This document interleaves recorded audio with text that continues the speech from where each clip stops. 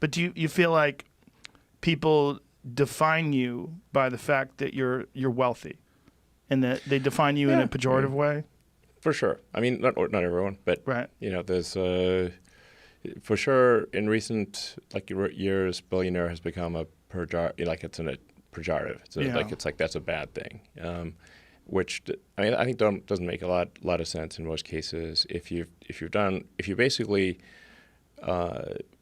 organized a company, how does this wealth arise? It's if you organize people in a better way to produce products and services that are better than what existed before, and you have some ownership in that company, then that essentially gives you the right to allocate more capital. So there's a conflation of consumption and capital allocation. So let me take Warren Buffett, for example. And to be totally frank, I'm not his biggest fan, but he does a lot of capital allocation. And he reads a lot of sort of annual reports of companies and all the accounting, and it's pretty boring, really. And he's trying to figure out does Coke or Pepsi deserve more capital? It's kind of a boring job if you ask me.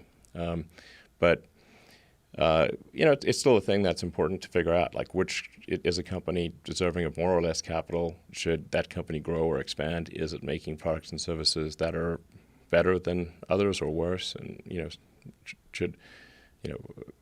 if a company is making compelling products and services, it should get more capital, and if it's not, it should get less or go out of business. Well, there's a big difference too between someone who's making an incredible amount of money designing and engineering fantastic products versus someone who's making an incredible amount of money by investing in companies or moving money around in the stock market or doing things along those lines. It's a different thing, and to put them all in the same category seems it's very simple. And as you pointed out, it's an attack vector. Yeah, for sure. Yeah. I think it's really. I do think there, in the United States especially, there's an overallocation of talent in finance and law. Basically, too many smart people go into finance and law. So, this is both a compliment and a criticism. We should have, I think, fewer people doing law and fewer people doing finance and more people making stuff. Yeah. Yeah. Well, that would certainly be better for all involved if they made better stuff. Yeah, absolutely.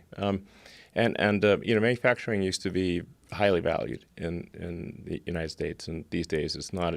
It's often looked down upon, which I think is wrong. Yeah. Well, I think that people are kind of learning that, particularly because of this whole pandemic and this relationship that we have with China, that there's a lot of value into making things here. Yes, somebody's got to do the real work. Yeah. Like making a car, it's an honest day's living, that's for sure. Or making anything really, or providing a valuable service, like providing good entertainment, good information. These are all valuable things to do. So yeah, there should be more of it.